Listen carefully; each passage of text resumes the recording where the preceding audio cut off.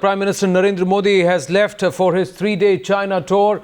It is touted to be a historic tour where Narendra Modi is going to try and tide over some of the key issues and strike a trade equation, a diplomatic equation with President Xi Jinping and also with overall with the people of China.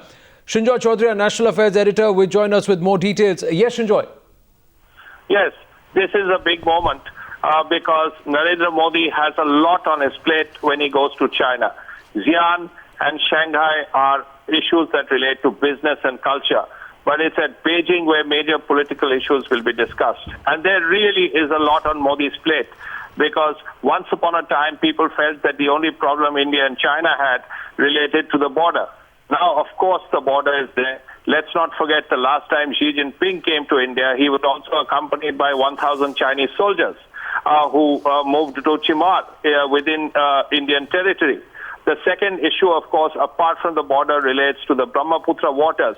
That too, there is a problem. Even today and yesterday, P. Sangma, former speaker, has briefed the Prime Minister about the possible shortage of water in the northeast. Apart from that, there are Chinese submarines, nuclear submarines, which are hovering around in the Indian Ocean area. Some of them are moving into Sri Lanka. There is the South China Sea. There is, of course, a lot of economic issues, and there India is not in favorable light. The trade balance is completely against India. The Chinese have not done enough to ensure that they import pharma and IT products from India. There is also talk of FDI, Chinese FDI into India, which again a lot of people oppose.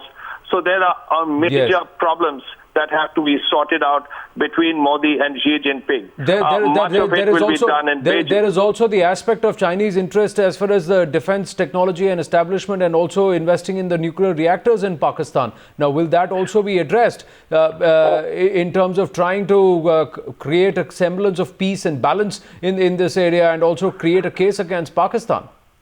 Oh, of course it will come up. Most certainly, because as far as the Chinese investment in POK is concerned, India is very, very upset because India feels that that is Indian territory. And for China to invest in Pakistan, or for Pakistan and POK is not acceptable at all. Besides, as you rightly said, China is supplying nuclear reactors to Pakistan. Now, that is a gray area as far as international law is concerned. In any case, the closeness between China and Pakistan is of major concern to India because America is moving out of it. Shinjoy, please stay with us on the phone. We've got strategic affairs expert Maruf Raza also with us on the phone. Good evening, Maruf. What do you think will be the Prime Minister's biggest challenge? Well, the biggest challenge is for the Prime Minister is going to be to get the Chinese leadership to admit that they have continued to prop up Pakistan to counter India's growth.